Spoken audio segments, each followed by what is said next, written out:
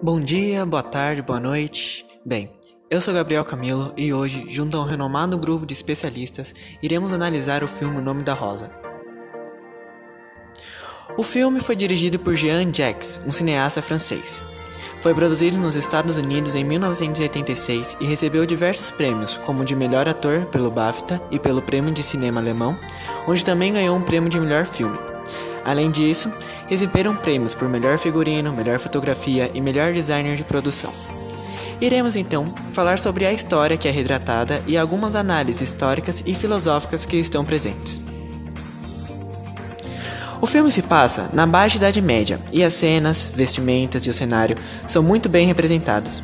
O enredo do filme se passa num mosteiro localizado na Itália, onde uma morte muito misteriosa foi investigada por um monge franciscano chamado William de Baskerville, interpretado por Sean Connery, junto de seu noviço, Addison, que é interpretado por Christian Slater.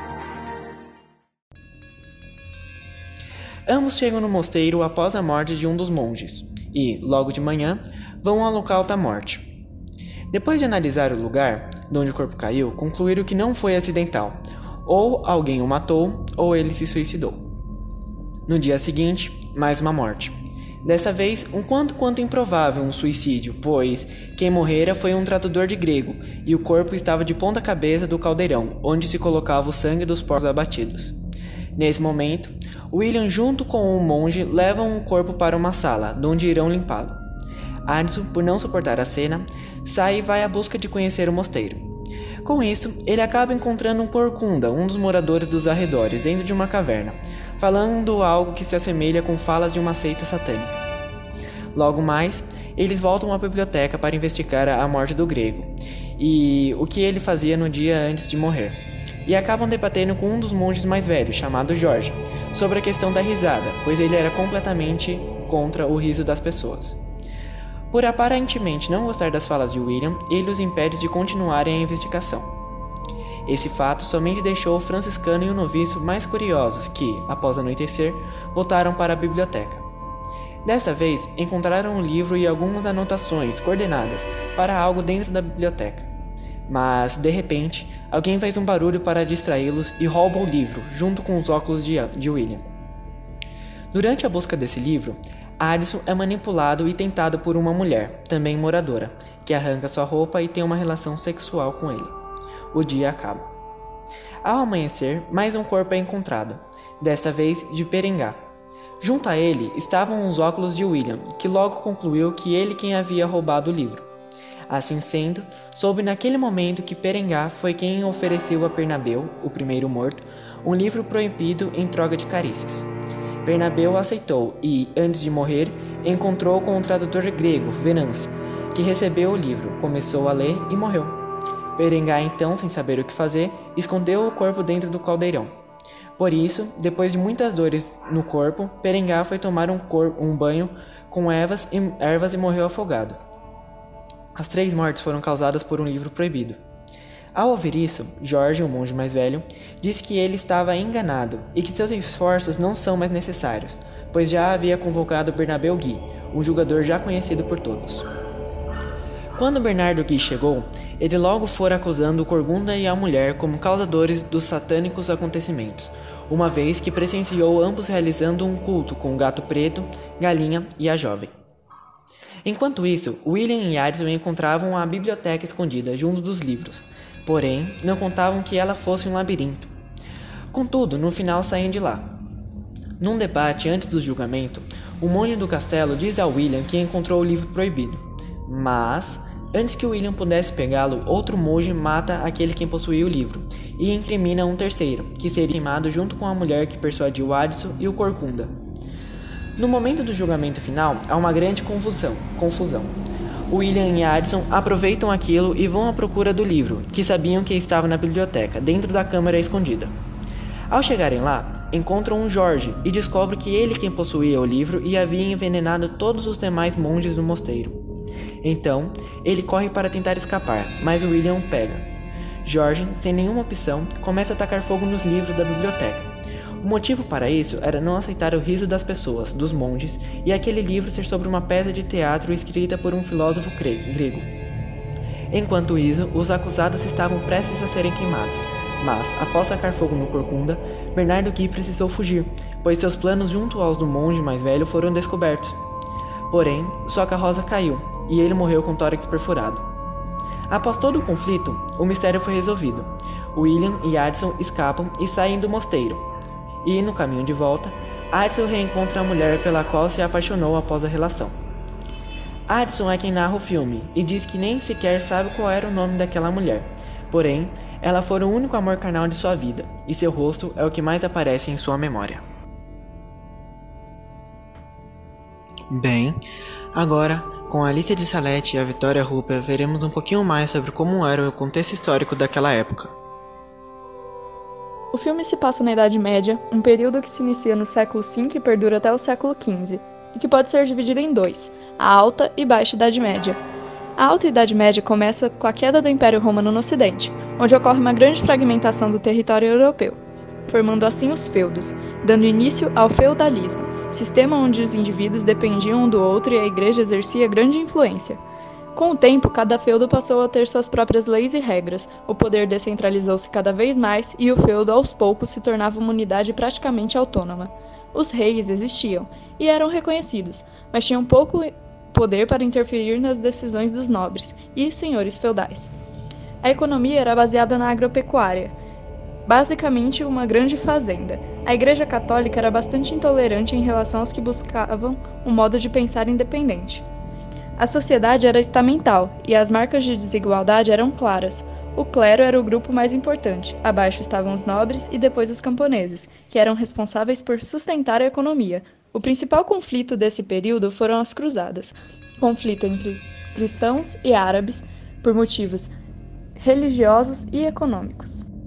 A partir do século XI, se inicia a Baixa Idade Média. Este início foi marcado por o desenvolvimento de técnicas agrícolas, que gerou um excedente de produção e melhorou a alimentação, permitindo assim o crescimento da população. Os cruzados que voltavam à Europa haviam aprendido técnicas de comércio com os árabes, e os comerciantes e artesãos se tornavam cada vez mais numerosos e passaram a construir uma nova classe social, a burguesia.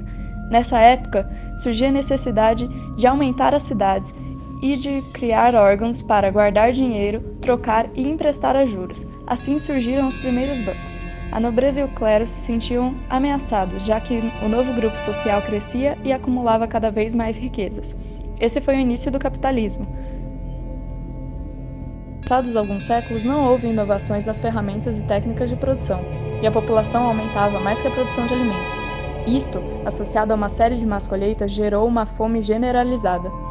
As cidades medievais cresciam desordenadamente, e os hábitos de higiene da população europeia eram precários, o que deixava as pessoas mais vulneráveis às doenças. Na metade do século XIV, navios mercantes vindos do Oriente atracaram em portos europeus, trazendo ratos e pulgas, contaminados pelo bacilo da peste bubônica. Rapidamente, uma epidemia se alastrou pelo continente. A doença ficou conhecida como peste negra e dizimou cerca de 30% da população europeia da época. A mentalidade fortemente religiosa levava as pessoas a atribuir a Deus a causa de tudo o que ocorria. Mortes em grandes proporções eram vistas como uma punição divina porque algo desagradara a Deus. Ordens flagelantes como a dos Irmãos Cruz surgiram. Seus membros percorriam as cidades e se autoflagelavam, tentando atrair os pecadores e obter o perdão divino para a população. A falta do conhecimento sobre o contágio e sobre as formas de combater a peste negra também levou à perseguição e mortes de inocentes, especialmente não cristãos. Árabes na Espanha e judeus em toda a Europa serviram como bodes expiatórios frequentes da doença. O renascimento comercial estimulou uma série de mudanças no cotidiano europeu, principalmente no conhecimento e nas artes, com a valorização do pensamento humano, de sua capacidade de agir sobre o mundo e de transformá-lo. A partir do século XI, em meio ao renascimento comercial e urbano, as escolas fundadas por inspiração de Carlos Magno se aperfeiçoaram e se transformaram em universidades que eram comandadas pela Igreja, assim como os livros, as obras e as fontes históricas. As mudanças ocorridas durante a Baixa Idade Média também impactaram essas universidades. A Igreja passou a ter uma diminuição na sua influência. Com o passar dos séculos, surgem estudiosos e pensadores que cada vez mais passam a buscar outras explicações, diferentes das religiosas, para o entendimento do mundo. Estes estudiosos ficaram conhecidos como humanistas e buscavam entender o mundo por meio da razão. Os humanistas não negavam a religião, mas queriam conviver com ela valorizando a ação humana e sua liberdade de criar. O teocentrismo atribuía a Deus a centralidade em relação ao universo.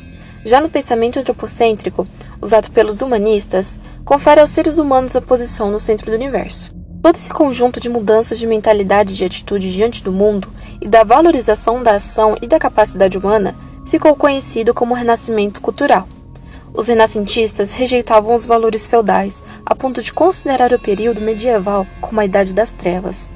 A fase mais marcante do Renascimento foi o racionalismo, baseado na convicção de que tudo poderia ser explicado pela razão. Assim sendo, agora com a Natália Nunes, veremos um pouco mais sobre as referências históricas que estão presentes no filme. O filme então se passa em 1327, que é o período da Baixa Idade Média. Esse filme, para mim, é um filme muito metafórico, no sentido de que ele vai representar o modo de pensamento de algumas épocas, então tanto da Idade Média quanto do Renascimento. Se você olhar para alguns personagens como, por exemplo, o Venerável George, o Bertino de Casale, são monges já muito velhos, que têm um pensamento muito teocêntrico. São personagens que, para mim, vão representar a Idade Média ali chegando no seu fim. E eles representam também o modo de pensar que vigorava na época, que era baseado na doutrina da iluminação de Santo Agostinho, tá?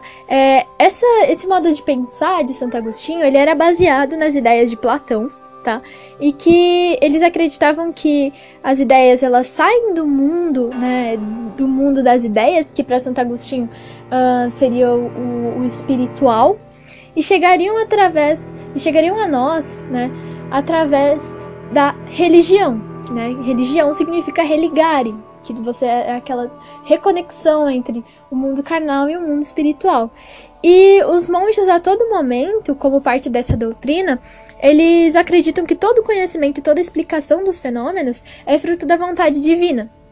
Só que tanto para Platão quanto para Santo Agostinho, tudo que está relacionado com os sentidos, com o corpo, com os desejos, são enganos, né? Então, quanto a isso, você tem ali alguns monges tentando explicar as mortes de uma forma, né, falando que foi o demônio, que aquela abadia estava sendo habitada pelo Satanás, ou a todo momento, né, negando coisas muito humanas, como, por exemplo, a risada, né, repudiando completamente. Em contrapartida, o personagem de William de Baskerville, ele vai representar uma corrente de pensamento que vai vigorar na época do Renascimento, né, com a influência do humanismo, muito presente ali o antropocentrismo, que vai ser o plano aristotélico. Então, William acredita que o modo de alcançar a verdade é através da primeira impressão. Então, você vê ali que ele é muito sensorial, ele percebe tudo que está à volta dele. E que a razão, então, ele utiliza a razão para compreender tudo aquilo, para realizar uma contemplação e atingir uma verdade mais polida, uma verdade mais completa. Então, William, ele representa o que para nós vai ser daqui a alguns anos após a Idade Média, vai representar um filósofo empírico.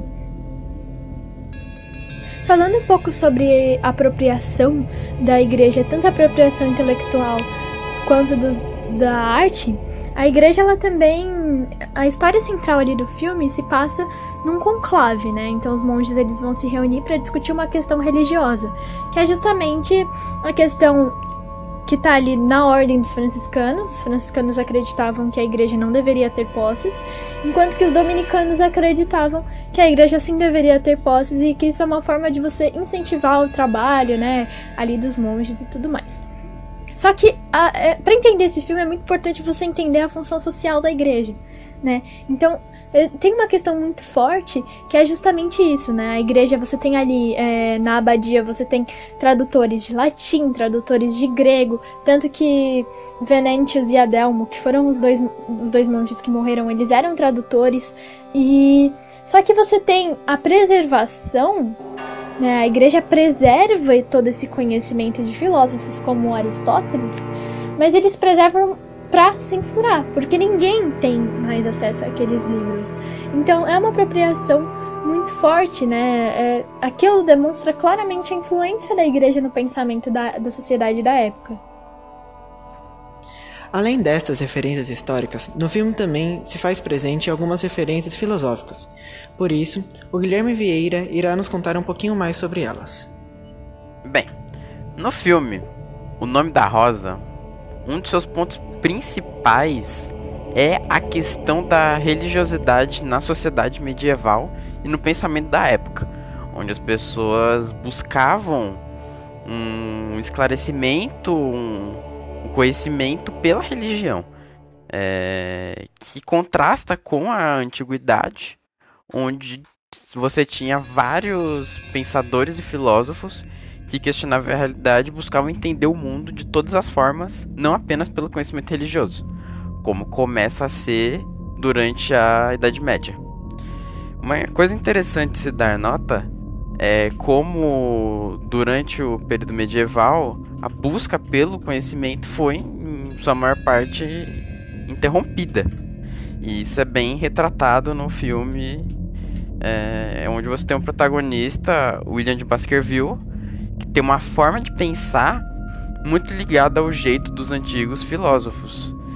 E vira e mexe, ele se envolve em discussões com um membro do clero ali, um deles sendo o Jorge, em que em uma das discussões com ele, ele solta a frase: "Nós não estamos aqui para buscar conhecimento, e sim para guardá-lo." Essa simples frase resume incrivelmente o pensamento da época. Claro, a pesquisa não foi totalmente cesada durante a Idade Medieval. Ainda existiam pessoas que se dedicavam a isso. Só que essas pessoas, elas eram muitas vezes caçadas pela Inquisição e julgadas como bruxas, como envolvidos com o diabo, quando elas não seguiam as normas da igreja e não seguiam a religião cristã. Então, isso é tudo. Podemos concluir que o filme O Nome da Rosa é um ótimo elemento de estudo sobre o período de final da Idade Média e o início do Renascentismo. Fica muito marcado como eram as vestimentas, a forma de comportamento, como procurava explicar os fatos. Podemos ver também a influência da igreja e do clero sobre a política e a sociedade. E ainda, no filme é retratado o início da transição das explicações para um meio mais racional e lógico, saindo do foco total no religioso. Bem, nós do vídeo ficamos por aqui. Obrigado pela sua atenção e até a próxima. Tchau, tchau!